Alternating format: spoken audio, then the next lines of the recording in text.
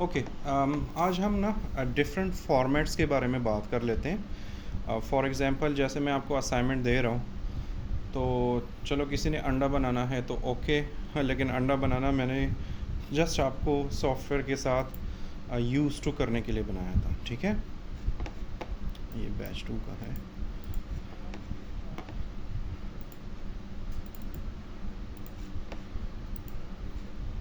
ठीक है, तो ये तो मैंने इसलिए बनाया था क्योंकि आपको मुझे इस सॉफ्टवेयर के साथ यूज़ टू करना था। इसके जो बेसिक टूल्स थे वो हमने करने थे।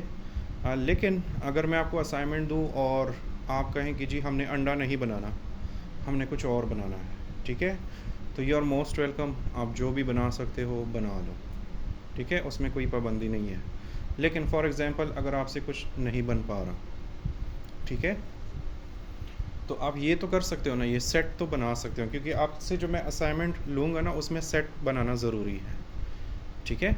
जो इसका बैकग्राउंड है ना, इसके वॉल्स हैं और इसका फ्लोर है, तो इस तरह की चीज़ बना लो और उसके बीच में कोई मॉडल रख के ना और उसको रेंडर आउट कर दो। आप बेशक स्टैटिक एक ही फ्रेम रेंडर कर दो। सॉरी, मैं आज फिर भूल गया हूँ कि हमने वो कैसे करना था, जो रेंज हमसे कल सेलेक्ट नहीं हो रहा था वो मैं भूल गया था, मुझे टाइम ही नहीं मिला, ठीक है, वो मैं क्लियर कर दूँगा।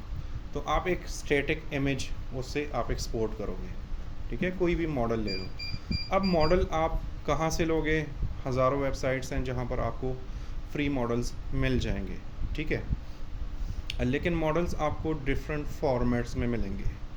जैसे फ़ोटोज़ में हम जेपेग होता है, जैसे हमारे पास पीएनजी होता है, बीएमपी होता है, ठीक है। जिस तरह म्यूज़िक में हमारे पास MP3 होता है, वेव होता है, बहुत सारे फॉर्मेट्स होते हैं। वीडियो में हमारे पास .mkv होता है, MPEG-4 होता है, इस तरह बहुत सारे डिफरेंट MOVs होते हैं, ठीक है। इस तरह 3D में भी फॉर्मेट्स होते हैं। 3D में हमारे पास 3ds होता है, ठीक है, OBJ होता है, और क्या क्या होता है, FBX होता है, बहुत सारे हैं। अगर हम इधर जाएं फाइल और यहाँ पर जाएं एक्सपोर्ट सिलेक्शन और इस पर क्लिक करें, तो यहाँ पर देखें मेल है, मूव है, एडिट एम है, स्टेप है, हमारे पास ये वायर है, DAE एक बहुत इम्पोर्टेंट वो है, OBJ जैसे भाई ने बोला, ठीक है। तो इस तरह के डिफरेंट फॉर्मेट्स हैं। अब कुछ सॉफ्टवेयर्स में ये फॉर्मेट्स कोई बहुत बड़ी लंबी लिस्ट भी होती है, मतलब आप समझो कि सैकड़ों की तादाद में फॉर्मेट्स हैं। लेकिन हमारे लिए कौन से इम्पोर्टेंट है, हमें क्या चाहिए, हमने उसमें है तकरीबन 3 से 4 ही फॉर्मेट्स हैं, ठीक है। तो आपने उनको यूज़ करना है। अब उन 3-4 में भी डिफरेंस है, फॉर्मेट में डिफरेंस है कि हम कौन सा फॉर्मेट किस चीज़ के लिए यूज़ कर सकते हैं और कौन से फॉर्मेट में क्या चीज़ें हैं और क्या चीज़ें नहीं हैं। ये ज़्यादा इम्पोर्टेंट होता है, ठीक है। और चूंकि आपका VR का कोर्स है ना, तो आपको तो ऐसा फॉर्मेट चाहिए कि जिसमें तमाम चीज़ें इंक्लूड हो, क्योंकि आगे आपने वो चीज़ अनरियल इंजन में लेकर जानी है। फॉर एग्ज़ाम्पल मैं ये सेट भी लेकर जाना चाहता हूँ, मैं ये X भी लेकर जाना चाहता हूँ, मैं ये कैमरा भी लेकर जाना चाहता हूँ, जो अंडों में हमने एनिमेशन की है मैं ये भी लेकर जाना चाहता हूँ, लेकिन मैं साथ में लाइट्स, टेक्सचरिंग, मतलब इंक्लूडेड अभी तक जो हमने किया है, मैं ये सारी चीज़ें लेकर जाना चाहता हूँ। तो इसका भी एक फॉर्मेट है, ठीक है। तो डिपेंड करता है। अच्छा, फिर इसमें ये भी होता है कि साइज़ का भी इशू आ जाता है। ऑफ कोर्स आप ये सारी चीज़ें लेकर जाएंगे तो साइज़ भी तो बड़ा होगा ना, ठीक है। तो जो दूसरे फॉर्मेट हैं, आपको फॉर एग्ज़ाम्पल एक ऐसा फॉर्मेट चाहिए कि जिसमें आपको साइज़ का इशू है, आपको कलर्स नहीं चाहिए, लाइट नहीं चाहिए और कुछ नहीं चाहिए, सिर्फ मॉडल चाहिए, लेकिन उस मॉडल को आपने कम साइज़ में रखना है ताकि आपका प्रोजेक्ट हैवी ना हो, तो उसका एक अलग फॉर्मेट है, ठीक है।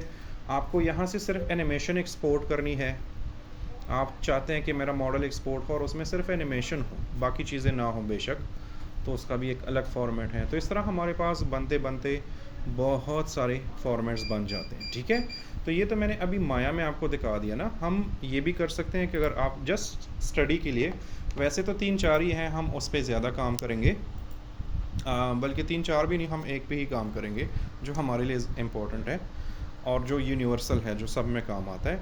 लेकिन अगर आपने बहुत भी और भी काफ़ी डिटेल में ये जानना है तो आप गूगल कर सकते हो, ठीक है।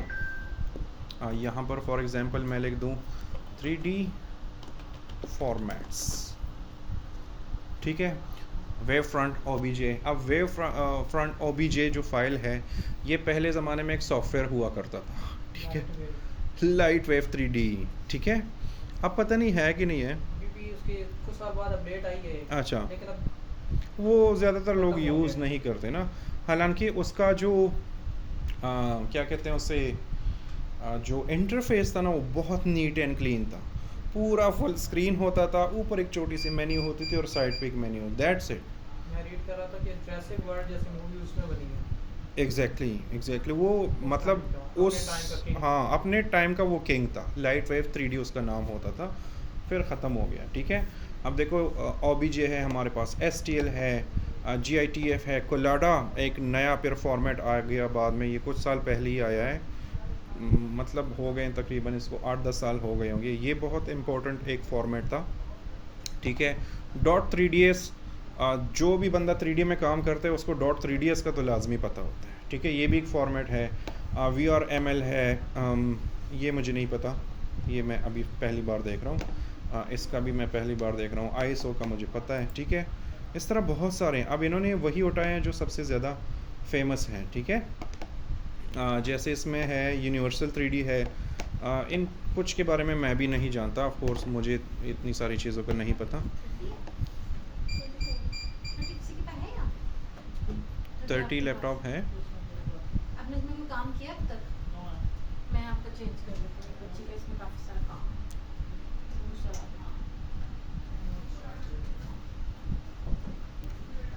हाँ। .dwg, ठीक है। ये हमारे पास अभी मैं इस एक फॉर्मेट को एक्सप्लेन भी करता हूँ, ठीक है। .dwg हमारे पास है। ये एसिस, ये हमारे पास बहुत ज़बरदस्त एक फॉर्मेट है। AutoCAD DFX 3ds तो अगेन इधर ही आ गया, ठीक है। और यहाँ पर अच्छा, मुझे इस पर एक आर्टिकल लिखना पड़ेगा आप लोगों के लिए। मैं इसके बारे में भी एक आर्टिकल लिख दूँगा, ठीक है। USD, हाँ जी, USD, USD भी है, बहुत सारे फॉर्मेट्स हैं। हम इधर भी आकर सर्च कर सकते हैं, ठीक है। और ये हमारे पास देखें OBJ, अब जो सबसे ज़्यादा फेमस है ना वो हमारे सामने ही है। OBJ, FBX है, USD हो गया, ठीक है। USD मैंने कभी यूज़ नहीं किया, so I don't know lot about it, ठीक है। हमारे पास CAD होता है, ये भी बहुत ज़रूरी है। इसके अलावा इन सारे फॉर्मेट्स के अलावा एक और फॉर्मेट भी होते हैं, मतलब .maya, .3ds जो है 3D स्टूडियो मैक्स, ठीक है। ब्लेंडेड का डॉट ब्लेंड है, सिनेमा 4D का .c4d है। तो हर सॉफ्टवेयर का फिर अलग से भी एक फॉर्मेट होता है। तो ये बहुत सारे फॉर्मेट्स होते हैं, ठीक है। इन सब में कंफ्यूज होने की ज़रूरत बिल्कुल भी नहीं है। पहले तो ये मानकर चलो कि आप जो भी सॉफ्टवेयर यूज़ करते हो उसका एक बाय डिफ़ॉल्ट भी एक फॉर्मेट होता है। जैसे हम माया करते हैं ना, तो इसका .ml है, क्या है इसका क्या होगा, .mb, ये देखें क्लास 4 .mb। तो ये इसका बाय डिफ़ॉल्ट जो है माया बाइनरी, जो इसका बाय डिफ़ॉल्ट इसका कोर जो फॉर्मेट है, ये वो वाला फॉर्मेट है, ठीक है।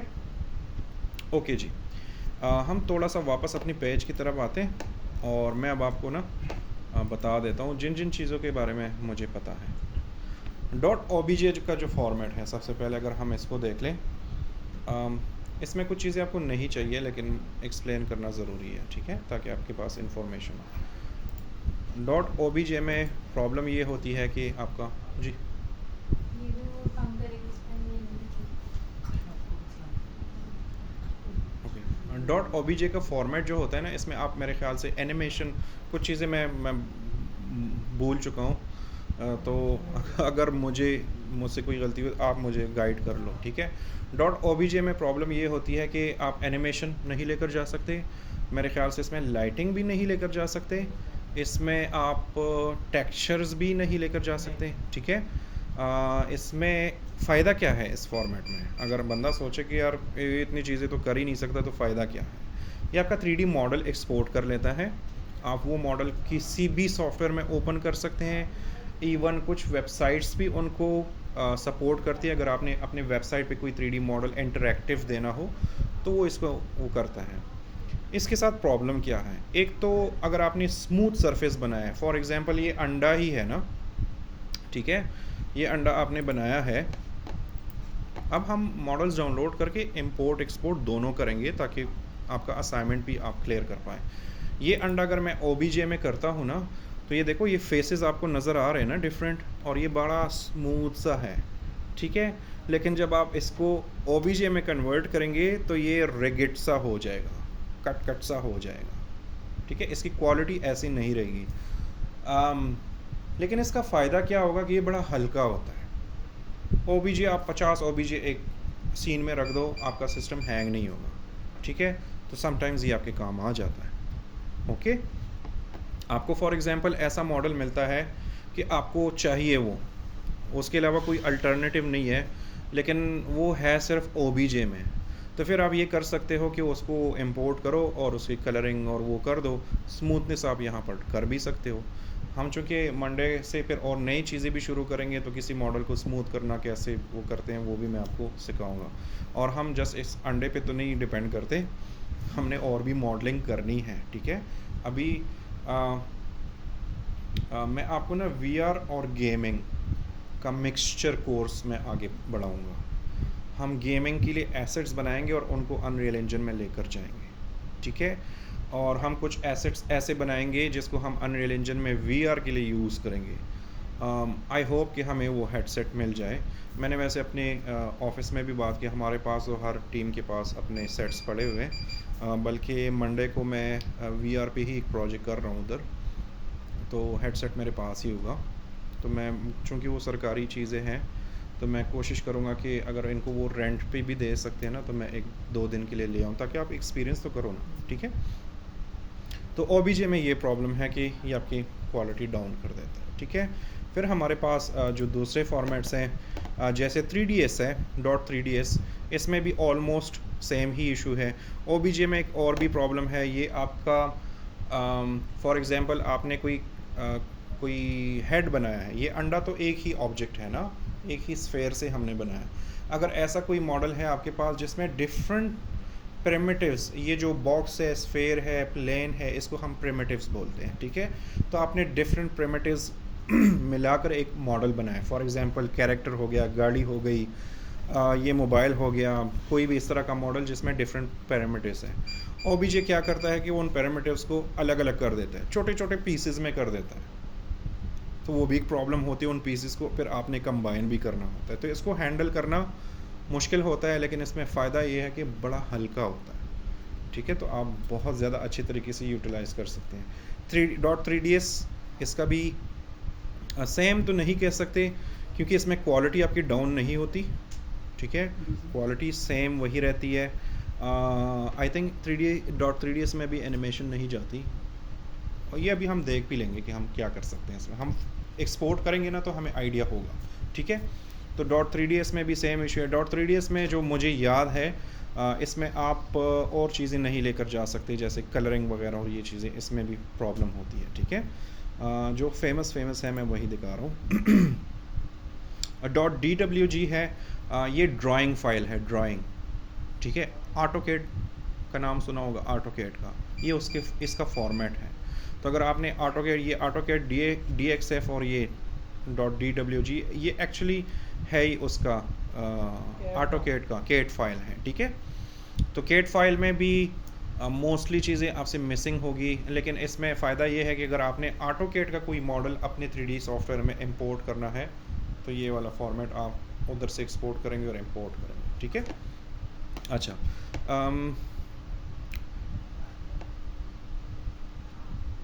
ये एक हमारे पास फ़ोटो आ रही है, हम इसको अगर ओपन करें ना, इसमें थोड़ा सा ज़्यादा मुझे अच्छा लगा। ये है 7 बेस्ट 3D फॉर्मेट्स, ठीक है। और अगेन ये वही सारी चीज़ें हैं। .dae, ये भी इसी तरह का एक कैट का है ये .dae। सॉरी, मुझे याद नहीं आ रहा कि ये किसका फॉर्मेट है, ठीक है। अच्छा, हमें शूज़ नहीं चाहिए भाई, नहीं चाहिए आपके शूज़, बंद हो जाए। ओके, अच्छा, जो हमारे पास कोलाडा एक मैंने बताया था अभी थोड़ी देर पहले, कोलाडा में भी एनिमेशन जा सकती है, ठीक है। हम चेक कर लेंगे, मुझे याद नहीं है तो हम चेक कर लेंगे कि हमारे पास क्या क्या चीज़ें आ सकती हैं। इन सब में से जो सबसे बेहतरीन है हमने वो चूज़ करना है, और हमने वो चीज़ चूज़ करनी है जो यूनिवर्सल हो। बाज़ औक़ात बाज़ सॉफ्टवेयर्स में भी .dai फाइल ना खोल पाए, मे बी वो .3ds फाइल ना खोल पाए, मे बी वो .obj फाइल ना खोल पाए, या x3d या vrml .step में भी ये कुछ सॉफ्टवेयर्स ना खोल पाए, ठीक है। हमें वो फॉर्मेट जानना है कि जो यूनिवर्सल हो, जिसमें हमारी सारी चीज़ें भी अवेलेबल हो, कैमरा, एनिमेशन, टेक्सचर, लाइटिंग, वो भी सारी चीज़ें हो, और वो हर एक सॉफ्टवेयर में भी खुल सके। हर एक सॉफ्टवेयर का मतलब ये है कि 3D स्टूडियो मैक्स में भी खुल सके, माया में भी खुल सके, और जितने भी 3D सॉफ्टवेयर्स हैं उन सब में खुल सके, यूनिटी में भी खुल सके, अनरियल इंजन में भी खुल सके, ठीक है। हमें वो फॉर्मेट चाहिए। वो फॉर्मेट कौन सा है? वो है .fbx, ठीक है।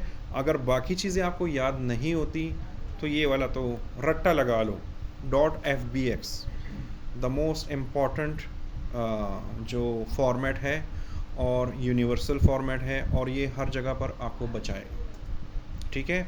इसके साथ इशू क्या है? इसके साथ हैवीनेस का इशू है, ये हैवी होता है। अब ये जो हमने माया में फ़ाइल बनाई है, इसकी जो भी साइज़ होगी ऑलमोस्ट इतनी ही साइज़ होगी, ठीक है। लेकिन इसमें यही होता है कि ये कंप्लीट एक सूट होता है, ये एक फ़ोल्डर बना लेता है और उस फ़ोल्डर के अंदर आपके टेक्सचर और वो सारी चीज़ें डाल देता है, तो ये आप कहीं पर भी ओपन कर सकते हैं। तो fbx याद रखो, .fbx ये सबसे ज़्यादा इम्पोर्टेंट फॉर्मेट है, ठीक है। अब हम जाते हैं ना, और हम इस सीन को एक्सपोर्ट करते हैं, और हम डिफरेंट वेबसाइट से कुछ मॉडल्स इंपोर्ट कर लेते हैं, तो हमें आइडिया हो जाएगा ज़्यादा कि हम क्या क्या चीज़ें कर सकते हैं, ठीक है। तो फॉर एग्ज़ाम्पल ये वाला मेरा एक फॉर्मेट है, तो मैं जाता हूँ फाइल, और यहाँ पर है एक्सपोर्ट सेलेक्शन। तो हमने एक्सपोर्ट सेलेक्शन ऐसे नहीं करना, हमने कंट्रोल, यहाँ पर कंट्रोल ए काम नहीं करेगा। ओके, मैं इससे निकल जाता हूँ कैमरा से, ठीक है। और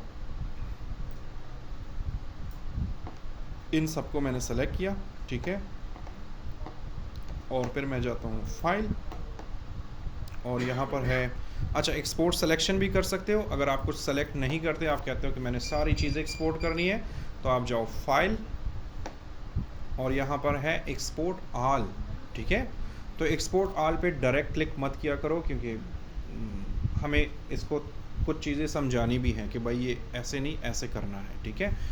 क्योंकि FBX जो है ना, ये असल में एक अलग से एक फॉर्मेट है, ये किसी सॉफ्टवेयर के अंदर पहले नहीं होता था। पहले ये अलग से एक यूटिलिटी टाइप की एक चीज़ होती थी, बल्कि इवन जब ये लॉन्च हुआ था ना, तो ये आपको एज अ यूटिलिटी इंस्टॉल करना पड़ता था, ठीक है। अब सारे सॉफ्टवेयर्स में बाय डिफ़ॉल्ट ये होता है। तो मैं जाता हूँ एक्सपोर्ट ऑल पे, और यहाँ पर ये जो बॉक्स है इस पर मैं क्लिक कर लेता हूँ, ठीक है। और यहाँ पर देखिए मेरे सामने ऑप्शन आ गया है, और ये मुझे कह रहा है कि किस फॉर्मेट में एक्सपोर्ट करना है। तो मैं जाता हूँ यहाँ पर, और नीचे आ जाता हूँ, और इसमें FBX एक्सपोर्ट चेक कर लेता हूँ, जो कि लाजमी होगा। ये है FBX एक्सपोर्ट, ठीक है। तो इस पर मैं क्लिक कर लेता हूँ, और यहाँ पर कुछ ऑप्शंस हैं, default file extension, preserve references, export unloaded references. हमने इसमें कोई भी हाथ वाथ नहीं मारना, ठीक है। इधर हम चेक कर सकते हैं। तो जब आप यहाँ पर आते हैं ना, ये एडिट प्रीसेट पे, तो ये आपको दिखा रहा है कि इसमें कौन कौन सी चीज़ें इंक्लूडेड हैं। तो ज्योमेट्री है ना, हमने एक मॉडल बनाया है ना, वो दीवारें बनाई है, अंडा बनाई है, एक ज्योमेट्रिकल शेप्स है ना, तो ये ज्योमेट्री हमें चाहिए। अब ये ज्योमेट्री अगर इस पर मैंने स्मूथनेस अप्लाई की हो, तो वो स्मूथनेस भी आप यहाँ पर कर सकते हो, ठीक है।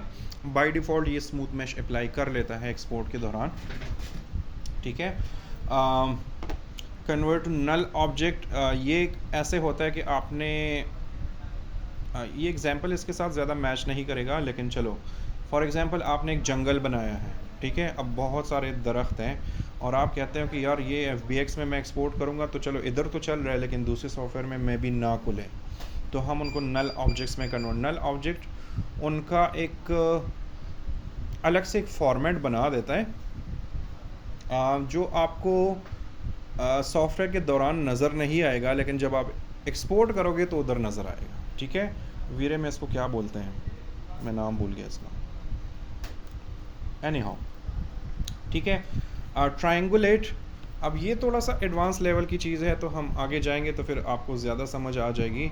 ट्रायंगुलेट ये होता है ना कि हम गेमिंग्स के लिए जब चीज़ें लेकर जाते हैं ना, तो फॉर एग्जांपल ह्यूमन हमने बनाया हुआ है, तो गेमिंग में मसला ये है कि वो बहुत स्ट्रिक्ट रूल्स हैं उसके मुताबिक चीज़ें करनी पड़ती हैं। ठीक है, तो जब मैं मॉडल बनाऊंगा या आप नए जैसे लोग बनाएंगे ना मॉडल, तो हम तो सब फॉर एग्जांपल मैं बॉडी बनाऊंगा तो मैं एक बॉक्स बना लूँगा, कटिंग वटिंग कर लूँगा और ये सारा सब कुछ बना लूँगा। ठीक है गेमिंग आपसे डिमांड करता है कि अगर आप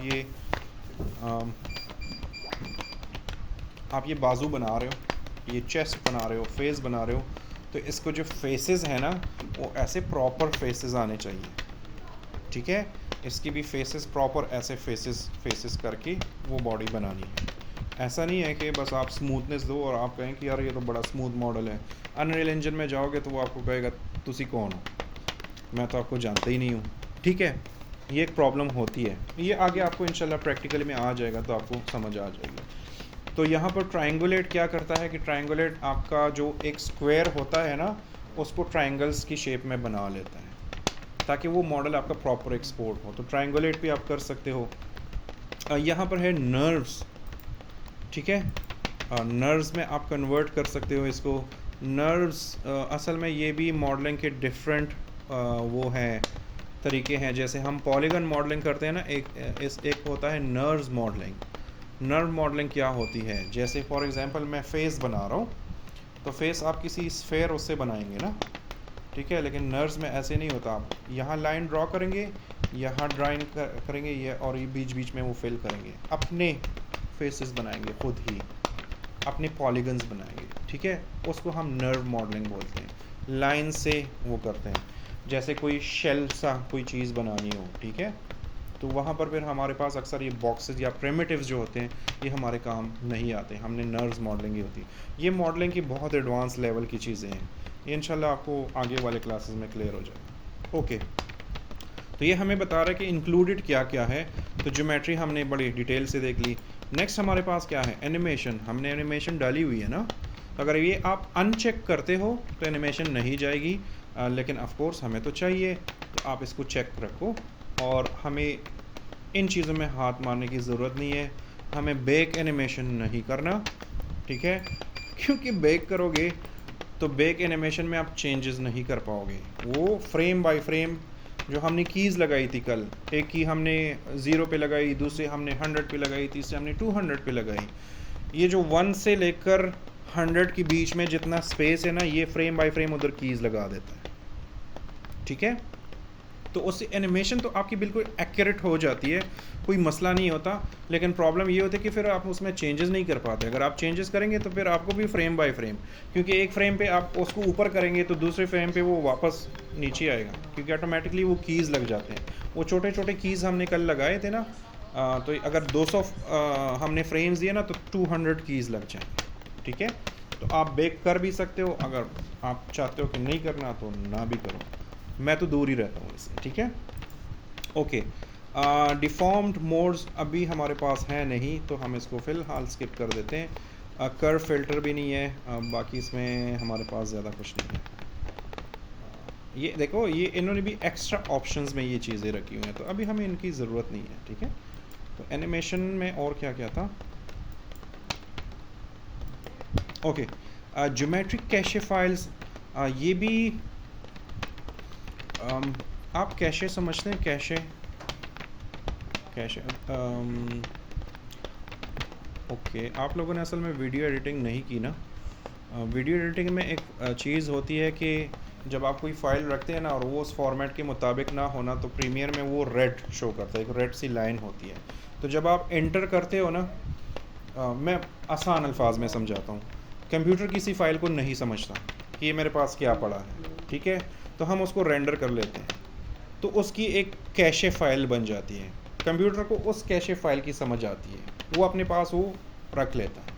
तो जब भी वो वीडियो चल रही होती है ना, और वीडियो में वो वाला पोर्शन आ जाता है जो को हमने रेंडर किया हुआ है, तो सिर्फ वो वाला पोर्शन जो होता है वो उस कैशे से वो निकाल कर वो चलाता है। यार बफरिंग समझते हो, मूवीज़ आप देखते हो, ठीक है, अक्सर आप यूट्यूब पे क्लिक कर लेते हो ना और आप स्टॉप कर देते हो तो वो एक लाइन सी चल रही होती है, तो आपका इंटरनेट बंद भी होना तो वो लाइन चल रही होती है, क्योंकि वो ऑलरेडी वो कैशेज में आ चुका होता है। ये सेम वही चीज़ है, ठीक है। तो हमें इसकी भी अभी ज़रूरत नहीं है, लेकिन ज्योमेट्रिक कैशेस आप रख सकते हो, बाज़ औक़ात ज़रूरत पड़ जाती है। कंस्ट्रेंट के बारे में अभी हम बात नहीं करेंगे, क्योंकि इसमें हमारे पास कंस्ट्रेंट में कुछ नहीं है। कंस्ट्रेंट्स क्या होती है वो मैं थोड़ा सा समझा देता हूँ। ये मेरा हाथ है ना, ये मैं ऐसे कर रहा हूँ ना, तो मेरे पास डिफरेंट ये पॉइंट्स है ना, तो ये जो एक दूसरे के साथ, फॉर एग्जांपल मैं ये हाथ उठाता हूँ तो मेरा पूरा हाथ उठता है, मैं जब ये बाजू उठाता हूँ तो पूरा हाथ मेरा उठ रहा है। ये कंस्ट्रेंट्स है, असल में ये आपस में एक दूसरे के साथ कनेक्टेड है। तो ये हम यूज़ करते हैं मोस्टली कैरेक्टर एनिमेशन वगैरह में। तो अगर आपके पास इस तरह की कंस्ट्रेंट हो तो वो आप लेकर जा सकते हैं, ठीक है। अभी तो खैर हमारे पास नहीं है तो हम नहीं लेकर जाएंगे। नेक्स्ट हमारे पास क्या है, कैमरा है, ठीक है। तो ऑफ कोर्स हमने कैमरा लगाया हुआ है तो वो ऑलरेडी अनचेक है। कैमरा में हमारे पास और कोई ऑप्शन नहीं है, तो इसको हम ऐसे ही छोड़ लेते हैं। लाइट्स हमने लगाई थी, ठीक है। ऑडियो है हमारे पास, नहीं है तो आप इसको अनचेक भी रख सकते हो, चेक भी हो तो कोई मसला नहीं है, ठीक है। एम्बेडेड मीडिया का मतलब ये है कि अगर आपने बाहर से कोई सिमुलेशन लेकर आए हो, कोई ऐसी चीज़ जो आपने बाहर से लेकर इसमें पुट की हो और वो भी आप इस फाइल के साथ लेकर जाना चाहते हो तो वो भी आप कर सकते हो, ठीक है। एडवांस ऑप्शन में हम देख लेते हैं यूनिट्स, हम मोस्ट इम्पॉर्टेंट चीज़, ठीक है। यूनिट्स को समझना बहुत ज़रूरी है, ये याद रखो, ठीक है। अब जो डिफरेंट 3D सॉफ्टवेयर्स हैं, अब आर्किटेक्चर के लिए हम 3D स्टूडियो मैक्स क्यों यूज़ कर सकते हैं, किसी को आइडिया है? 3D स्टूडियो मैक्स हम आर्किटेक्चर के लिए ज़्यादा कंपैटिबल क्यों है? फीड्स वगैरह, heavy model, real world scale. Exactly, ठीक है। यूनिट्स जो होते हैं ना 3D स्टूडियो मैक्स आर्किटेक्चर के लिए इसलिए यूज़ होता है ना, अब तो उनका वो दूसरा सॉफ्टवेयर भी है आर्किटेक्चर के लिए। जो 3D स्टूडियो मैक्स का जो यूनिट सेटअप है, for example 1 inch 2 inch units इसको बोलते हैं, ठीक है। सेंटीमीटर्स, मीटर्स, किलोमीटर्स तो हम नहीं वो कह सकते, लेकिन चलो वो भी डालो, वो भी एक यूनिट ही है। इस तरह की चीज़ें जो है ना ये यूनिट्स कहलाती हैं, ठीक है। अब मसला ये है कि 3D स्टूडियो मैक्स का जो इंच है ना, जब हम उसमें एक फॉर एग्जांपल हम उसमें 6 इंच की दीवार बनाते हैं या 10 इंच की दीवार बनाते हैं, तो उसका जो 10 इंच है ना वो रियल वर्ल्ड का जो 10 इंच है ना उसके मुताबिक परफेक्ट वैसे ही होता है, ठीक है। अब सेम दीवार आप सिनेमा 4D में जाओ, उधर भी इंचेस हैं, ठीक है, उधर आप 6 इंच की दीवार बनाओ, वो उससे डिफरेंट होगी, क्योंकि जो सिनेमा 4D का यूनिट सेटअप है या जो उसके बिहाइंड द स्टोरी जो भी है वो रियल वर्ल्ड के मुताबिक नहीं है। हम इसमें नाम बोलते हैं जेनेरिक बोलते हैं और एक रियल वर्ल्ड बोलते हैं, तो वो जेनेरिक टाइप का है सिनेमा 4D का। ब्लेंडर के साथ भी सेम ही है, अगर आप कहते हो कि वो आप चेंज का बनाओगे वो आपको नंबर भी चेंज का दिखाएगा सब कुछ वो, लेकिन वो रियल वर्ल्ड के मुताबिक नहीं होगा। इसलिए जब आप आर्किटेक्चर में आते हो ना, तो आर्किटेक्चर में फिर आपको 3D स्टूडियो मैक्स पे ज़्यादा फोकस करना चाहिए जी। इसमें सर जैसे स्टेबिलिटी भी तो आ जाती है। एग्जैक्टली एक बिल्डिंग है वो 10 फीट की, उससे भी ज़्यादा है, हाँ। ब्लेंडर की फाइल इतनी हैवी हो जाती है कि वहीं करप्ट एग्जैक्टली मैक्स उसको मैक्स में आप देख नहीं रहे थे, ये बहरिया टाउन की कमर्शियल पूरी दुनिया उन्होंने बनाई होती है, वो हैंग नहीं होता। वो ऐसे ही होता है कि वो उसकी यूनिट सेटअप जो होता है, यूनिट सेटअप इतना सेंसिटिव चीज़ है ना कि अगर इसमें आपने गड़बड़ कर दी ना आपका पूरा प्रोजेक्ट क्रैश होता है, आपका पूरा सॉफ्टवेयर क्रैश होता है, ठीक है। तो 3D स्टूडियो मैक्स हम इसलिए करते हैं क्योंकि 3D स्टूडियो मैक्स में जब आप आर्किटेक्चर का काम करते हैं और आप कोई बिल्डिंग बना रहे हो, ठीक है, और उसमें 10 बाई 10 का रूम है और उसका फ्लोर इतना है और हाइट उसकी इतनी है, ये वाली इंफॉर्मेशन जब आप उसमें फिट करोगे तो जब वो मॉडल बनता जाएगा ना तो फिर उसमें आपको वो रियलिज़म उसमें नज़र आता है। सेम बिल्डिंग आप सिनेमा 4D में बनाओगे ना तो वो मतलब आपने बहुत मेहनत की होगी लेकिन वो कार्टूनिक सा दिखेगा, वो उसको आपको देख के ऐसे लगेगा खिलौना खिलौना सा है। लेकिन 3D स्टूडियो मैक्स में बनाओगे तो वो उसकी वो डेप्थनेस, वो हार्डनेस, कभी ट्राई कर लो, 3D स्टूडियो मैक्स इंस्टॉल कर लो, आप उसमें दीवार बनाओ 6 या 10 इंच की, एक छोटा सा रूम बना लो, ठीक है, वो ऑटोमेटिकली उसकी वो डेप्थनेस, उसकी वो मजबूती जो होती है ना, दीवार की तरह जो फील होता है, जिस दीवार को आप देखते हैं ना, वो एक मजबूती से जहन में आती है, वो 3D स्टूडियो मैक्स में आपको वो फील आएगी, क्योंकि वो है ही रियल वर्ल्ड के मुताबिक। जो बाकी सॉफ्टवेयर है, माया हो गया, ये सारे जो सॉफ्टवेयर हो गए, इनमें थोड़ा सा जेनेरिक है, इन्होंने चेंज का बनाया है लेकिन वो अपने हिसाब से बनाया है, उस सॉफ्टवेयर के अंदर के हिसाब से, ठीक है। तो ये यूनिट होते हैं, तो यूनिट को हम छेड़ेंगे नहीं यहाँ पर, ये स्केल फैक्टर बस 1.0 काफ़ी है, ठीक है। हाँ, अगर आपके जहन में ये है कि मुझे ये मॉडल बनाना है और मुझे आगे अनरियल इंजन में जाना है, तो फिर हमें कौन सा यूनिट सेटअप रखना होगा, कुछ पता है? सेंटीमीटर्स, ठीक है। आप बेशक 3D स्टूडियो मैक्स में काम करो, इधर काम करो, उधर काम करो, फिर अगर आपने कोई बिल्डिंग बनाना है ना, 3D स्टूडियो मैक्स वैसे वहाँ पर भी इंचेस में काम कर लेते हैं, लेकिन जो बाकी सॉफ्टवेयर होते हैं ना, उसमें हम सेंटीमीटर्स में करते हैं। अनरियल इंजन सेंटीमीटर्स को ज़्यादा अच्छे तरीके से डील करता है। अगर आप इंचेस में बनाते हो, देखो मसला ये नहीं होता, आप अनरियल इंजन में कोई भी मॉडल इंपोर्ट कर सकते हो, लेकिन उस मॉडल को फिर आगे और मॉडिफाई करना होता है, फिर अनरियल इंजन आपको तंग करेगा, क्योंकि उसको इतना मॉडल चाहिए और आपने उसको इतना दिया, उसको सेंटीमीटर्स में चाहिए, आपने इंचेस में दिया, तो फिर आपका सिस्टम भी हैवी होगा, और फिर आप ख़ुद को भी गालियाँ देंगे कि यार मैंने तो इतना प्यारा मॉडल बनाया है और इतना नीट एंड क्लीन है और इधर ये मुझे तंग कर रहे हैं, तो आपका यूनिट सेटअप होता है जो आपको तंग कर रहा होता है, ठीक है। तो यहाँ पर जो भी आप बनाएंगे वो सेंटीमीटर्स में बनाएंगे, तो फिर अनरियल इंजन आपको बड़ा स्मूथली चले, ये बहुत इंपॉर्टेंट चीज़ें हैं, ठीक है। ओके, तो इसको भी अभी हम नहीं छेड़ रहे। एक्सेस कन्वर्शन हमें फ़िलहाल नहीं चाहिए,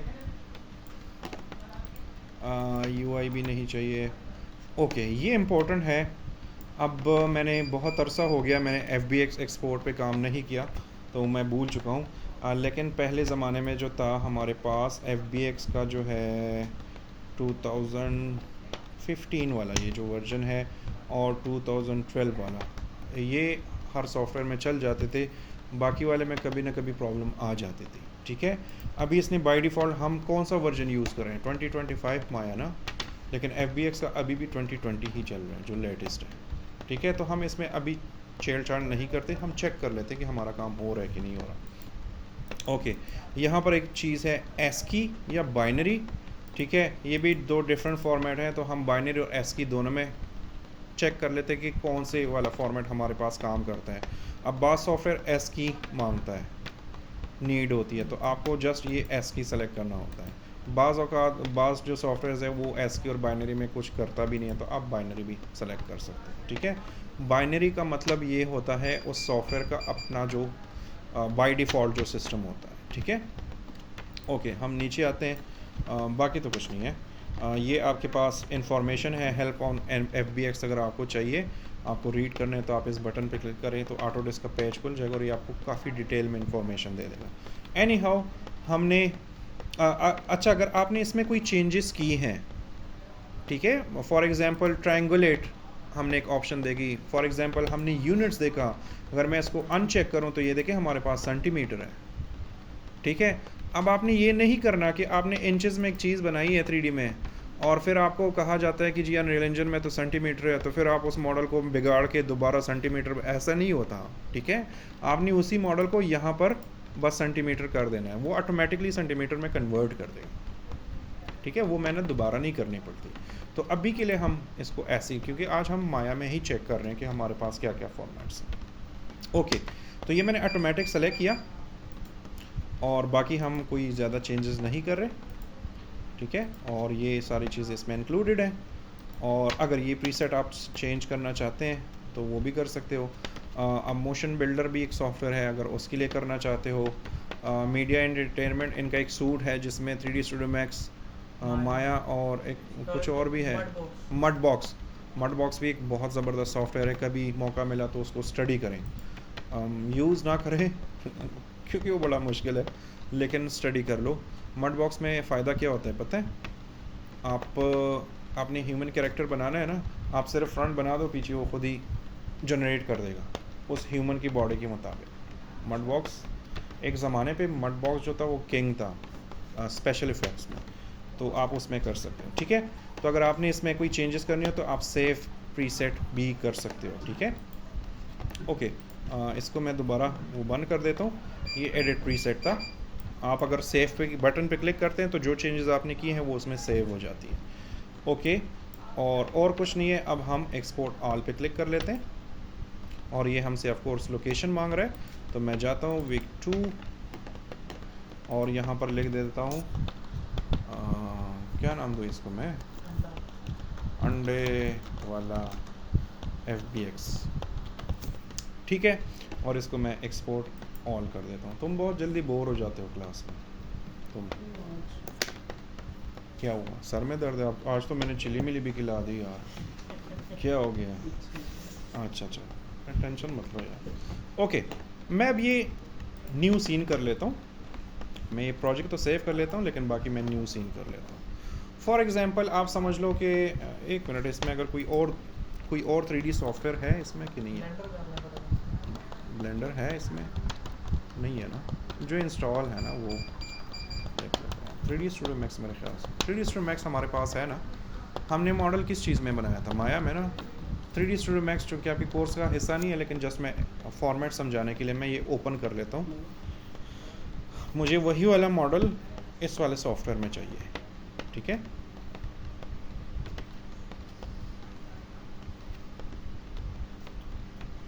रिकॉर्डिंग लगी है कि नहीं?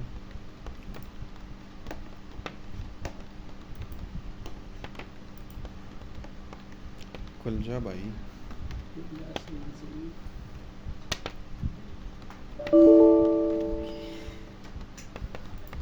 हम रीसेट कर लेते हैं, चलो ओपन हो जाए।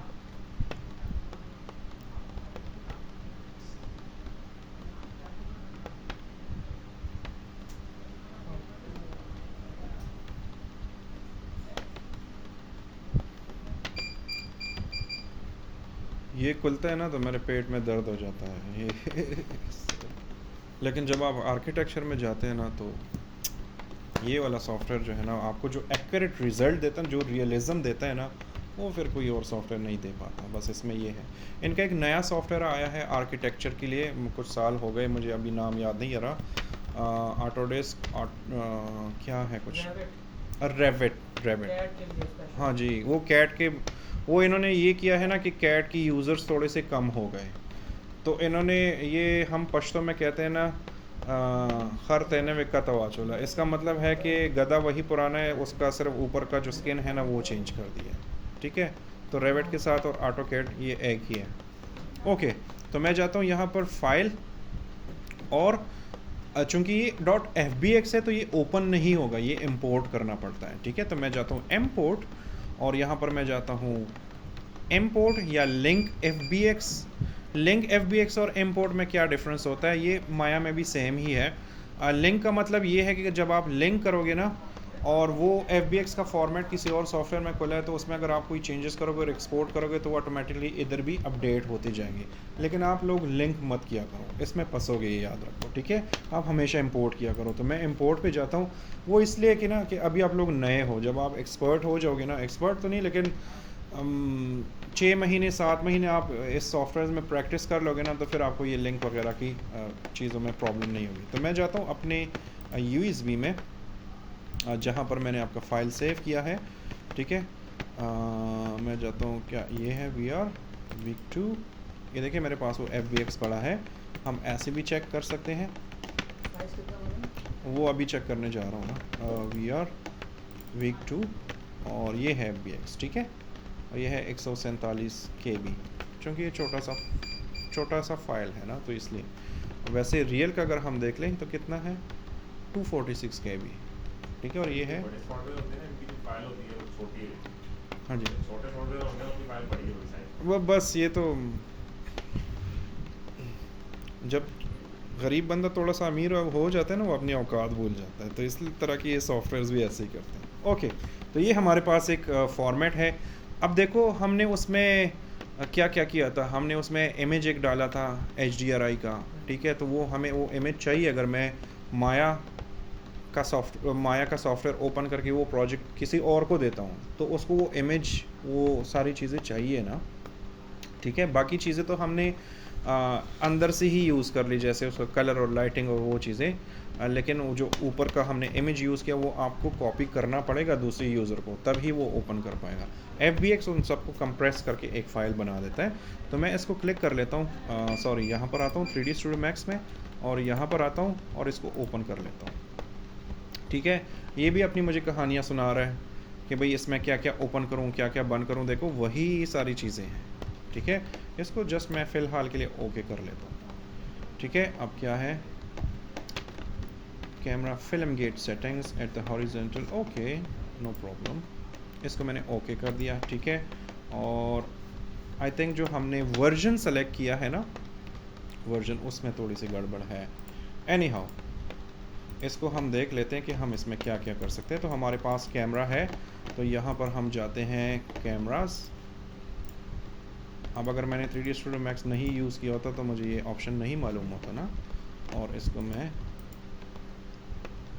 वही सारी एनिमेशन हमारे पास आ गई। क्योंकि हमारे पास स्लाइडर यहाँ पर छोटा है, तो मैं जाता हूँ यहाँ पर, इसका कैसे बढ़ाते हैं, आई थिंक यहाँ से है या रेंडर ऑप्शन से है, आई थिंक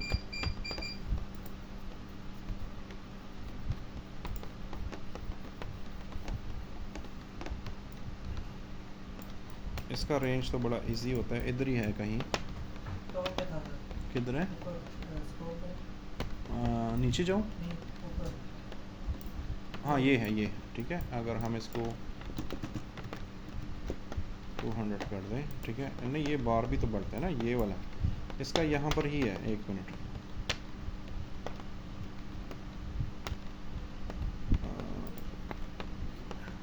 ये है आई थिंक, हाँ 200 हो गए, ठीक है। अब इसको मैं प्ले करता हूँ, ठीक है, और हमारे पास वो एनिमेशन आ गई है। अब समटाइम्स कुछ सॉफ्टवेयर्स आपको प्रॉब्लम दे सकते हैं, ठीक है। अब हमारे पास डोम भी आ गया है, ये देखो। अब इस पर टेक्सचर अप्लाई है कि नहीं है, वो हम चेक कर सकते हैं। तो मैं यहाँ पर जाता हूँ, पहले इसको हाई क्वालिटी में कन्वर्ट कर देता हूँ, और इसका जो, हाँ डिफ़ॉल्ट शेडिंग ही है, इसमें हम कहाँ चेक कर सकते हैं, 1 मिनट, मैं कैमरा व्यू से निकल जाता हूँ पर्सपेक्टिव में, ठीक है। और डोम हमें नज़र नहीं आ रहा, लेकिन डोम है इधर। डोम, चूँकि ये 3D Studio Max है ना, इसका स्ट्रक्चर डिफरेंट है माया से, लेकिन आपने देखो अभी आहिस्ता आहिस्ता वो चीज़ें अपडेट होने लगी हैं। देखो अब शेडोज़ भी आ गए।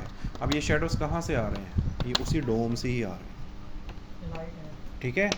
अब हमने रेंडरिंग में तो वो इमेज वैसे भी रेंडर नहीं करनी थी, हमने उससे क्या कहते हैं उसे, वो टोन लेना था, ये शेडोज़ वगैरह लेनी थी, तो वो चीज़ यहाँ पर हमें दिखाई दे रही है, ठीक है। तो वहाँ पर हमने जो जो किया था, जो जो भी चीज़ें थी, वो हमारे पास यहाँ पर आ गई है।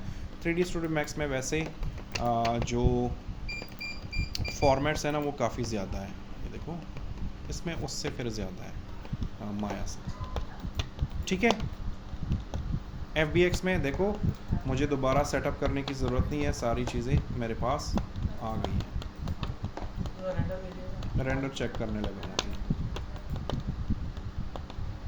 यहाँ पर इसने किसी चीज़ का नल ऑब्जेक्ट भी बनाया हुआ है, कोई बॉक्स हमें हमारे पास दिख रहा है, यहाँ पर कुछ है। एनी हाउ हम जाते हैं रेंडरिंग पे और रेंडर कर लेता हूँ। Your rendering a sequence with no assign, हमें नो असाइन फाइल ही चाहिए, और वो हमने सेटअप करना है सिंगल फ्रेम्स में। अब यहाँ पर कुछ चीज़ें आपको नज़र नहीं आ रही, अब वो मैं एक्सप्लेन करता हूँ कि क्यों नहीं आ रही, ठीक है। हमें कुछ चीज़ें नज़र नहीं आ रही, उसकी वजह ये है कि इस पे जो हमने कलर दिया था, अब यहाँ पर थोड़ी सी अब दिमाग को यूज़ करना है। ये अनरियल इंजन में भी आपके साथ होगा, ठीक है। जो हमने कलर अप्लाई किया था, सैम्पल कलर, वो माया का मटेरियल था और वो भी ऑर्नल्ड का था, ठीक है। यहाँ पर हमारे पास आई थिंक ऑर्नल्ड होगा भी नहीं, प्रोडक्शन रेंडर, यहाँ पर हमारे पास ऑर्नल्ड है ही नहीं। तो अगर आप कहते हैं कि नहीं मुझे वो ऑर्नल्ड में ही चाहिए, तो ऑर्नल्ड का प्लगइन इंस्टॉल करना होगा आपको 3D स्टूडियो मैक्स के लिए। क्या जी होगा। नहीं है, ऑर्नल्ड सिर्फ माया में होता है बाय डिफ़ॉल्ट, बाकियों में आपको इंस्टॉल करना पड़ता है रेंडर। इसमें मुझे तो नज़र नहीं आ रहा। थर्ड ऑप्शन जो वो मेरे इसमें हो ये वाला नहीं, इससे बाय नहीं, प्लीज़ बताएं। स्कैन लाइन ओके ओके, हाँ इसमें हम चेक नहीं, ये है ओके, अब रेंडर इसमें हम चेक कर लेते हैं अगेन। फिर भी जो हमने वहाँ पर टेक्सचर अप्लाई किया है ना, हमने टेक्सचर भी तो ऑर्नल्ड का अप्लाई किया है, तो अब यहाँ पर मुझे इसको बताना है कि हमने वहाँ पर टेक्सचर ऑर्नल्ड का अप्लाई किया है। तो अगर इस तरह की सिचुएशन है ना, तो यहाँ पर थोड़ा सा दिमाग यूज़ किया करो। आपको अगर लगता है कि मैंने ये जो सीन है ये मैंने किसी और सॉफ्टवेयर में एक्सपोर्ट करना है, तो फिर टेक्सचर्स ऐसे रखो, मटेरियलिंग ऐसे रखो जो दूसरे में भी ओपन हो। फॉर एग्ज़ाम्पल अगर मैं माया में था ना, तो फिर माया में मुझे ऑर्नल्ड नहीं यूज़ करना चाहिए था, ठीक है। यहाँ पर मुझे सॉफ्टवेयर ही रेंडर यूज़ करना चाहिए था। एक अंडे का जो येलो कलर था वो मुझे ऑर्नल्ड का येलो कलर नहीं, AI स्टैंडर्ड सरफेस हम यूज़ करते थे ना। अब 3D स्टूडियो मैक्स को AI स्टैंडर्ड सरफेस का नहीं पता, उसने ऑर्नल्ड रेंडरर तो हमें दे दिया, लेकिन वो कलर जो AI स्टैंडर्ड सरफेस का जो वो है प्रीसेट है वो 3D स्टूडियो मैक्स में अवेलेबल नहीं है। तो अब इसलिए मैं अनरियल इंजन के बारे में भी बात कर रहा हूँ कि आपने अगर आगे चीज़ें अनरियल इंजन में लेकर जानी है, यूनिटी में लेकर जानी है ना, तो नॉर्मल जो सॉफ्टवेयर के जो बाय डिफ़ॉल्ट कलर होते हैं, टोनिंग होती है, स्पेशली मैं टेक्सचर की बात कर रहा हूँ, ठीक है, आप वो वाले यूज़ करो। तो फिर वो हर अगर मैं यहाँ पर जाता हूँ ना माया में, और मैं कोई प्रिमिटिव बनाता हूँ, ठीक है, और इसको मैं येलो कलर दे देता हूँ, normal, not AI standard surface, normal surface दे देता हूँ। फिर जब आप ये FBX में एक्सपोर्ट करेंगे ना, और 3D स्टूडियो मैक्स में या किसी भी सॉफ्टवेयर में खोलेंगे, तो फिर वो कलर भी आपको नज़र आएगा, ठीक है। तो ये एक चीज़ जहन में याद रखनी है। लेकिन अगर आप देखो, उसने हमारा समझो 98% उसने काम कर दिया। हमारा कैमरा एनिमेशन आ गया, हमारी लाइटिंग आ गई, हमारी सारी चीज़ें आ गई हैं, ठीक है। एक चीज़ कुछ मिसिंग है जो मुझे अभी याद नहीं आ रही। एनी हाउ, इस तरह आप कोई भी मॉडल किसी भी जगह पर, अब ये मॉडल कोई आपसे कहता है कि यार मुझे वो अपना प्रोजेक्ट फाइल दो या वो मॉडल दो, तो आपको बजाय इसके कि ये सारी चीज़ें की आप ये वाला कॉपी करो और उनको दे दो, उनके पास ये बड़ा आराम से खुलेगा, ठीक है। FBX याद रखो। ओके, अब मैं जाता हूँ वापस माया में, यहाँ पर आ जाता हूँ, और ये हमने एक चीज़ एक्सपोर्ट कर दी ना।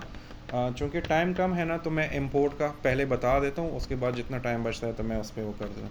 कोई भी मॉडल आपने 3D से लेना हो, ठीक है, तो कौन सा लूँगा, मैं जाता हूँ यहाँ पर, अब जिससे मैं पूछूँगा वो जवाब दें, ठीक है।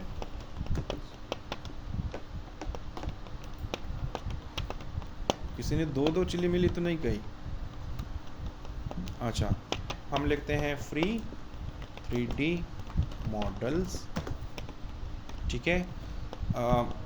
जब मैं छोटा था तो ये वाला वेबसाइट यूज़ करता था लेकिन इसके मॉडल्स बड़े गंदे होते हैं, ठीक है, तो मैं इसको स्किप करता हूँ। स्केचफैब ऑसम एक वेबसाइट है, आप इनको यूज़ कर सकते हो। टर्बो स्क्विड ज़बरदस्त वेबसाइट है, लेकिन इसमें थोड़ी सी लिमिटेशंस हैं क्योंकि ये प्रीमियम है, ठीक है। CG ट्रेडर्स, फ्री पिक पे भी, अच्छा इन्होंने भी दिया है, फ्री पिक पे भी होते हैं, ओके, बहुत सारे वेबसाइट्स हैं। तो हम कोई एक यूज़ कर लेते हैं। मैं फॉर एग्जांपल इधर ही जाता हूँ फ्री 3D मॉडल में, क्योंकि ये आपके लिए इजी होगा। है ये बड़ा गंदा सा, मैं इसको बिल्कुल भी यूज़ नहीं करता, लेकिन चूँकि आप लोगों ने काम करना है तो मैं इसमें चला जाता हूँ। और बहुत सारे मॉडल्स हैं, ठीक है, जिस पे कलर्स वगैरह सब कुछ अप्लाई है। अच्छा, FBX में एक चीज़ याद रखो, यहाँ पर जब आप ऑनलाइन सर्च करते हो ना, तो ज़रूरी नहीं है कि आपको जो कलर दिखाए गए हैं ना वो उधर भी अवेलेबल हो, ठीक है। ये ऐसा ही होता है कि दराज पे आपको चीज़ बड़ी प्यारी दिखती है और मंगाते हो तो बड़ी घटिया निकलती है, तो ऐसे होता है। ये इस वेबसाइट के साथ आपकी बात नहीं, अगर आप किसी लेडी से आपको सूट लेंगे ना, ऐसा ही है, ठीक है। जैसे मैं परसों स्ट्रॉबेरी मैंने ख़रीदी है, तो मेरी आदत ये है ना कि मुझे पता होता है कि 2 नंबर ही तो इसने मेरे साथ करनी है, तो मैं जिस वाले से भी वो लेता हूँ तो मैं उसको बोलता हूँ कि यार ऐसे दो ना कि तुम्हें भी ज़्यादा नुकसान ना हो और मुझे भी ज़्यादा नुकसान ना हो, ठीक है। तो उसने कहा भाई आप फिक्र ना करें, इंशाल्लाह ये सारा बिल्कुल ओके होगा। घर गया हूँ, 2 स्ट्रॉबेरी उसमें सही निकली है, बाकी सारी वो कर दी, ठीक है, वो मैंने फेंक दी। तो ये भी होता है। ओके, तो यहाँ पर भी सेम है, लेकिन ये इस वेबसाइट के साथ है, मैं भी मोस्टली दूसरे वेबसाइट्स हैं उनके साथ भी सेम प्रॉब्लम होगी। तो यहाँ पर आपने सर्च क्या करना है अब, ठीक है। तो मैं जाता हूँ यहाँ पर और ज़ोहरा मुझे बताएगी कि यहाँ पर मुझे कौन सा फॉर्मेट चूज़ करना है। FBX, चलो मैं FBX पे जाऊँगा, क्योंकि ये देखो ये 3D Studio Max का मॉडल है, ये सिनेमा 4D का है, ये माया का है, ये OBJ का, ये रिग्ड है, एनिमेटेड मॉडल है। FBX तो मैंने आपको एक यूनिवर्सल फॉर्मेट समझाया, लेकिन इस वेबसाइट के पास माया के अपने भी मॉडल्स हैं।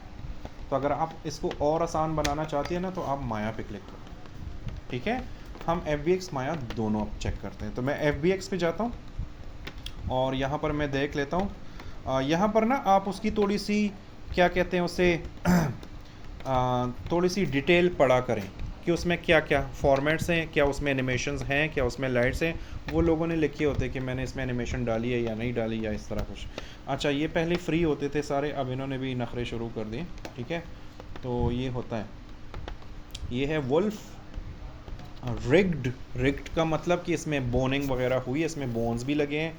End game ready, it means कि अगर एनिमेटेड ना भी हो तो इसको आप बड़े आराम से एनिमेटेड बना सकते हो, ठीक है। यहाँ पर हम कुछ और देख लेते हैं। ये है हमारे पास आईफोन, तो ये .c4d मतलब सिनेमा 4D का भी इसका अवेलेबल है, .obj फाइल भी मौजूद है और .fbx भी है।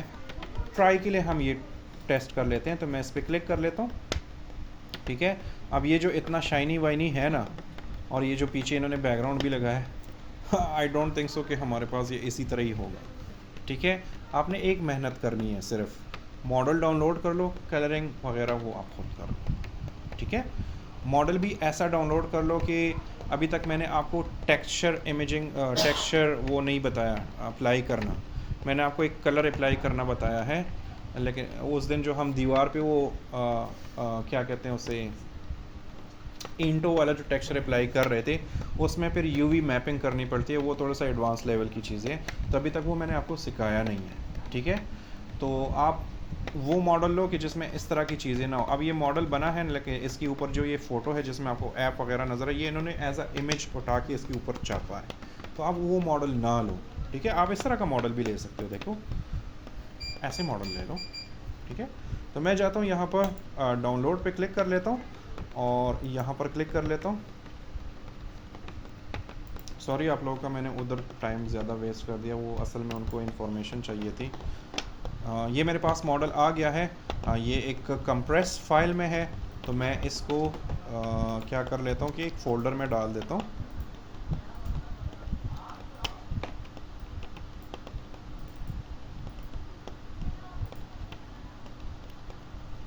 एक्सट्रैक्ट हेयर, ठीक है। आई थिंक इन्होंने वो चीज़ें भी दी हुई हैं साथ में, हाँ वो जहाँ जहाँ पर इन्होंने फ़ोटो अप्लाई किया हुआ है वो चीज़ें भी दी हुई हैं। तो आई होप कि ये हमारे पास सही से खुल जाए। तो हमारा वाला वर्जन इसमें कौन सा है, .c4d नहीं है, .3d कौन सा वाला है, FBX है ना। तो FBX इसमें कौन सा वाला है, इसमें है ही नहीं, नहीं तो माया हमें FBX चाहिए ना। ये काम आपके साथ होगा, मैंने वही बोला था ना दराज वाला जो। अब देखो उन्होंने बाहर लिखा है FBX लेकिन है नहीं। तो चलो इसमें हम देख लेते हैं .3d ऑब्जेक्ट, इस पर अगर हम राइट क्लिक करें तो मे बी पता चल जाए। ये .obj है, मे बी इसमें हो, ये है .fbx, ठीक है। अगर इस इधर से आपको समझ नहीं आ रही ना, असल में उसने टाइप 3D ऑब्जेक्ट लिखा हुआ है, मैं उसको रीड करूँ। आप राइट क्लिक करो, प्रॉपर्टीज़ में जाओ तो पता चले। तो ये हमारे पास है, तो ये हमारा मॉडल है। इसको इंपोर्ट कैसे करना है, आप माया में जाओ, फाइल, इंपोर्ट, और कहाँ पर होगा ये, डाउनलोड्स में, और ये हमारे पास है FBX, और इसको इंपोर्ट करो।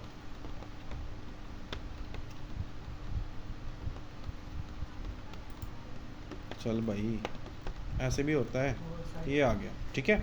अब देखो ये किसी दूसरे सॉफ्टवेयर में बना है ना, तो बहुत बड़ा है, ठीक है। तो ये देखो, ये हमारे पास एक मॉडल आ गया है। अब अगर हम इसको रेंडर करते हैं, लेट्स सी कि इसमें क्या क्या चीज़ें हैं। ज़ोहरा बताओ ये रेंडर क्यों नहीं हो रहा? रेंडर क्यों नहीं हो रहा? आपसे पूछता हूँ। मैं रेंडर कर रहा हूँ लेकिन रेंडर नहीं हो रहा। अब बताओ। हाँ बोलो। लाइट नहीं है ना, अंधेरा है। ठीक है। उन्होंने मॉडल में तो हमें बड़ा नीट एंड क्लीन दिखाया, लेकिन जो इमेजेस हमें उन्होंने प्रीव्यू के लिए दिखाई है ना, वो उन्होंने किसी और सॉफ्टवेयर से एक्सपोर्ट करके हमें दिखाई है। तो कम से कम आपके पास एक मॉडल तो आ गया है ना, इसी मॉडल के इर्द गिर्द आप वो बना लो, ठीक है। एक सिंपल सा डोम लाइट लगा लो, फिर इसकी क्वालिटी देख लो। तो वो भी मैं आपके सामने अभी जल्दी कर लेता हूँ ताकि आपको असाइनमेंट में आसानी हो, ठीक है। आप सेम यही मॉडल भी ले सकते हो, कोई मसला नहीं। अब यहाँ पर एक और प्रॉब्लम है, मेरा जो ज़ीरो पॉइंट है वो यहाँ पर है, मेरा जो मॉडल है वो यहाँ पर है। तो आपको नेविगेशन में बहुत ज़्यादा प्रॉब्लम होगी। तो हमेशा अपने मॉडल्स को ज़ीरो पॉइंट पे लाया करो। तो वो कैसे लाओगे? इसको सेलेक्ट करो ऐसे करके, और ये देखो ट्रांसलेट है ना, इसको ज़ीरो करो, इसको ज़ीरो करो और इसको भी ज़ीरो करो। अच्छा ये एक मिनट, ये पूरा एक वो ग्रुप में करना पड़ेगा। हमारे पास आउटलाइन ये है,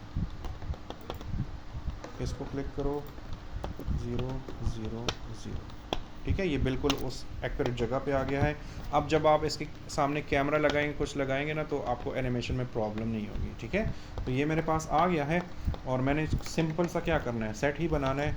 तो प्लेन लो, ये प्लेन बहुत छोटा है क्योंकि मोबाइल बहुत बड़ा है। तो या तो प्लेन को बड़ा करो, या आसान तरीका ये करो कि कंट्रोल Z करो, कंट्रोल Z कर दिया, ये मॉडल छोटा कर दो। तो मैं जाता हूँ, मशवरा मेरा वैसे यही होगा कि मॉडल को छोटा करो क्योंकि आपका प्रोजेक्ट बड़ा हैवी हो जाएगा। तो इसको छोटा करो, इतना छोटा करो कि जो आपके पास जो ग्रिड बनी हुई है ना, ये उसके ऊपर आ जाए।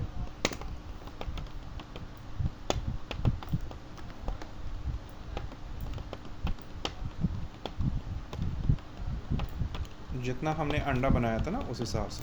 अब देखो, मैं जब माउस को वो कर रहा हूँ, वो मुझसे इधर उधर भाग रहा है, मुझे बार बार वो, इस दौरान आप F का बटन क्लिक करो तो वो फोकस में आएगा, ठीक है।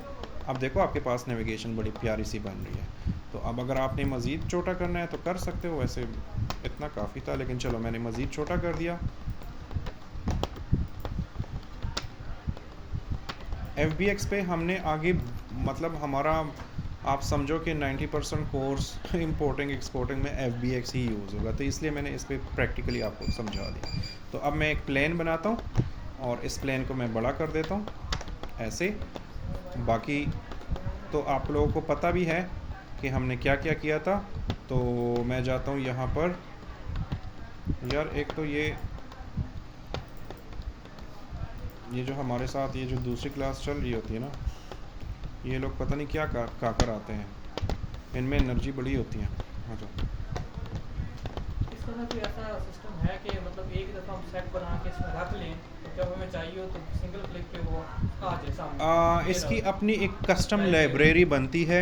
इस वक्त मुझे वो ऑप्शन याद नहीं है, लेकिन बनती है, ये मुझे पता है। बना के सेव किया जाए, मैं बाद में हाँ बना पड़ेगा। एग्जैक्टली ये सेट एक मरतबा बना लो, और इसका कस्टम लाइब्रेरी का मैं कोई ऑनलाइन ट्यूटोरियल जो अच्छा होगा आपके लिए, इजी भी होगा ना, वो मैं आपके साथ लिंक शेयर कर दूंगा कल परसों, ठीक है। मुझे सिर्फ आप लोगों ने करना ये है ना कि कल मुझे एक रिमाइंडर देना है, मैं भूल जाता हूँ, मेरे पास बहुत सारी क्लासेस होती हैं। आप मुझे एक रिमाइंडर दो ना, तो मैं उसी टाइम सर्च करके आपके साथ शेयर कर दूंगा, ठीक है। तो मैं जाता हूँ यहाँ पर अगेन वही एक्सट्रूड वगैरह, ठीक है। और इसमें मैं अभी वो कटिंग वटिंग नहीं करता क्योंकि वो ऑलरेडी हम समझा चुके हैं। मैं जस्ट आपको असाइनमेंट के लिए तैयार कर रहा हूँ। ये मॉडल मैं चाहता हूँ कि थोड़ा सा रोटेट करें, लेकिन जब मैं रोटेट कर रहा हूँ तो उस मॉडल के वो कैमरा शैमरा उधर ही रह गए हैं, ठीक है। क्योंकि जब मैं इस पर डायरेक्ट क्लिक करता हूँ ना, तो इसका एक वो बॉडी पार्ट सेलेक्ट हो जाते हैं, लेकिन बैकग्राउंड पे जो कैमरा लगा है वो वाले पार्ट्स अलग अलग हैं। तो आप इसकी जगह ना यहाँ पर क्लिक किया करें ताकि आपका पूरा मॉडल सेलेक्ट हो। आप इसको थोड़ा सा रोटेट करें, थोड़ा सा हवा में रखें, ठीक है, ऐसे करके ऐसे कर लो, ठीक है। स्ट्रेट भी रख सकते हो, टोटली आपकी मर्ज़ी है। यहाँ पर अब अपनी क्रिएटिविटी, अपना जहन लड़ाओ। और यहाँ पर अगेन मैं एक कैमरा बना लेता हूँ, ठीक है, और मैं कैमरा की व्यू के थ्रू ही देख लेता हूँ, और कैमरा मैं सेट कर लेता हूँ ऐसे ऐसे करके।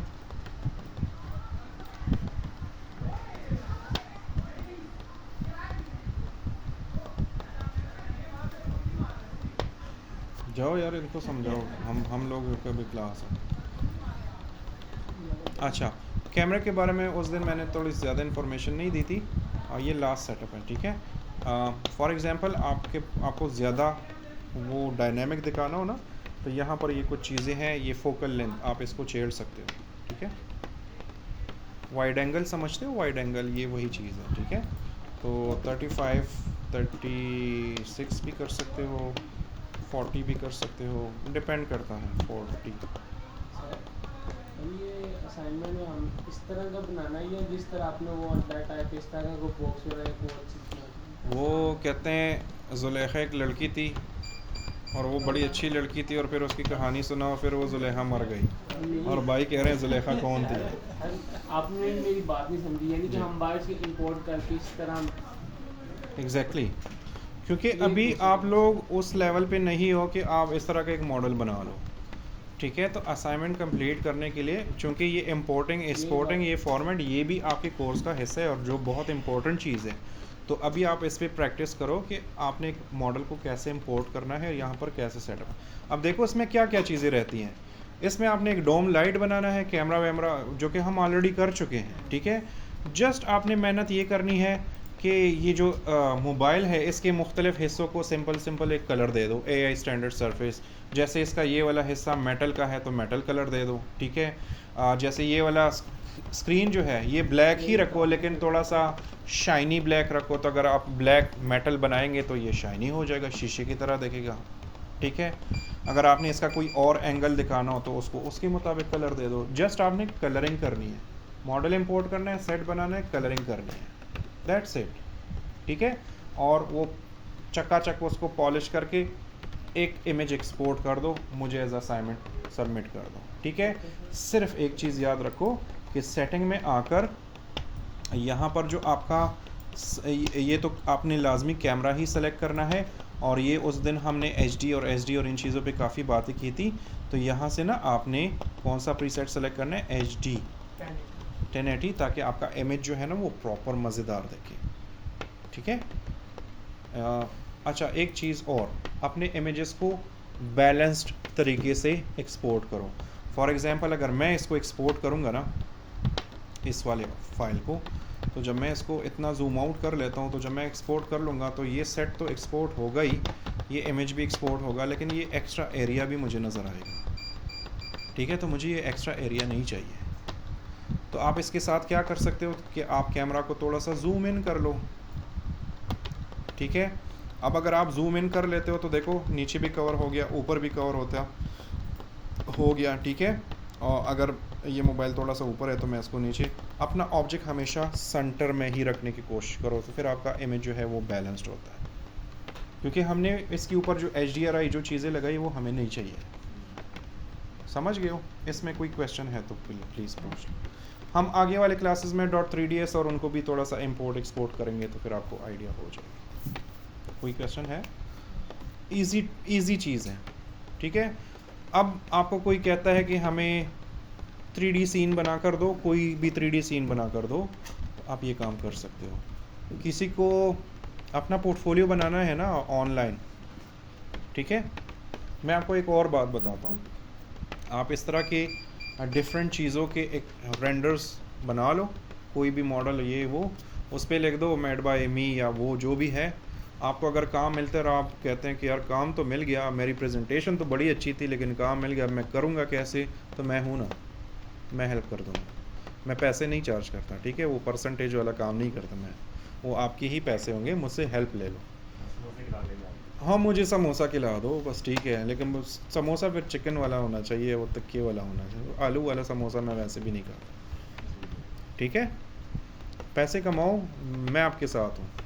आप बिना किसी डर के प्रोफाइल बनाओ, बिहांस पे, ड्रिबल पे, उन चीज़ों पे, फाइवर पे, अपवर्क पे, जहाँ पर भी आपको 3D का कोई काम मिलता है, मशवरा कर लो मुझसे, मैं गाइड कर दूंगा, अगर आपसे नहीं बन पा रहा तो मैं बना दूंगा। क्लाइंट के सामने मैं आपको शर्मिंदा नहीं करने दूंगा। भैया वालों की खत्म हो गई, जी फिर लैपटॉप दें, मैंने जाना है। हाँ मैडम को जाओ। दें, ठीक है। आप लोग मेरी ये नाक ना आपका- काटे, मैं आप लोगों की कभी नाक नहीं काटूंगा, ठीक है। असाइनमेंट करो तो मेरी नाक नहीं कटेगी, ओके सर। ठीक है। ये आपका एहसान रहेगा मुझ पर। सर वो आपने Okay, dear. वीडियो एडिटिंग चलो वापस शेयर करनी थी वीडियोस। सर वो प्लेलिस्ट में देखिए। एक मिनट, उसका तो मैं रिप्लाई दे दूं मेरी अच्छा, जान, अच्छा। ठीक है। अगले दिन। मैं ना कल मेरी बहरिया टाउन में क्लास है ना, तो मैं उधर ही बैठ के मैं आपके साथ फ़ौरन शेयर करूँ डायरेक्टली। बल्कि एक काम करता हूँ, जी मैं आपको उस गूगल वाले क्लासरूम में ऐड कर देता हूँ, जी तो उसमें जो असाइनमेंट्स हैं उसके मुताबिक, क्योंकि प्रैक्टिस भी तो करनी है, वो सारी चीज़ें आ जाए, मैं उस क्लासरूम में ऐड कर दूँगा। चलो ये ज़्यादा बेहतर रहेगा। मैं उसका लिंक ना आपको गूगल क्लासरूम का लिंक शेयर कर दूँगा, आप उसमें ऐड हो जाओगे, ठीक है। ठीक है। इस तरह का किसी और को वीडियो एडिटिंग का चाहिए तो वो भी बता दो, मैं वो लिंक शेयर कर दूँगा सबको। रिमाइंडर देना है, मैं भूल जाता हूँ। मैं सुबह दे कल मुझे आप मैसेज कर दो, मैं उसी टाइम, कल ना आप 1 बजे नहीं सॉरी 1:30 बजे मुझे मैसेज कर दो, मैं उधर ही बैठा हूँगा, ठीक है। मैं उसी टाइम आपको शेयर कर दूँगा, उसी गूगल क्लासरूम में ऐड कर दूँगा, ठीक है ठीक है। Sir okay. ये वो जो आपका यूट्यूब चैनल है, हाँ जी, जेली प्रोडक्ट्स, जेली प्रोडक्शंस, हाँ जी। सर उधर एक हाँ, प्लेलिस्ट ये। आई थी, मैंने 2-3 देखी हैं। क्या देखिए? एक वीडियो एडिटिंग के वाले से। हाँ हाँ इसका सर मुझे क्रिप्टो